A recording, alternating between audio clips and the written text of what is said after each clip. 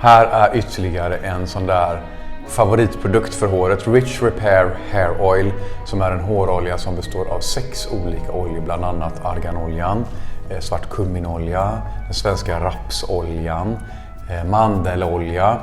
Och alla dessa oljor är ju då sammansatta för sina egna unika egenskaper.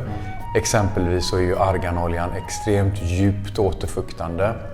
Den svarta kumminoljan är en väldigt tunn, lite torrare olja. Alla oljor är också extremt rika på antioxidanter. Och det kan ju du berätta vad det gör för håret. Alltså det stärker ju, alltså cellskalet runt en liten cell, det blir starkare och tillsammans bildar ju cellerna ett strå eller en skalp, och då blir det också väldigt mycket starkare motståndskraft till alltså yttre påverkan.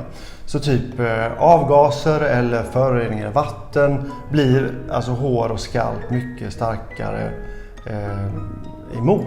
En hårolja har ju också extremt många användningsområden. Du kan ha ett par droppar i nytvättat fuktigt hår för att lugna det, samla det, nästan som en kur.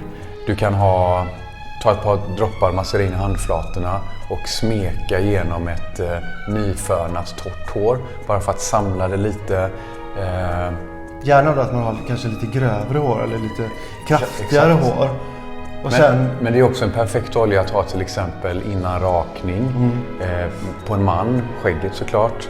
En kvinna som rakar benen kanske, för att mjuka upp hårstrået och göra så att man får en mycket behagligare och slätare rakning. Och en skalpmassage, alltså en hårbottenmassage, med den här innan man tvättar håret. Alltså det är så skönt, för det blir nästan som en förtvätt för håret. Men ett fett, det löser smuts också, så att hårbotten blir mjuk och ren. Håret blir, alltså det förbereds för tvätten. Så vi har jättemånga användningsområden.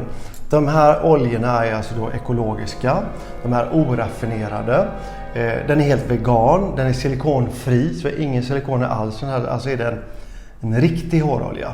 Och det är också en perfekt produkt att bygga cocktails med, så att du kan boosta din hårmask, som Patrik var inne på här tidigare när vi pratade om vår hairmask.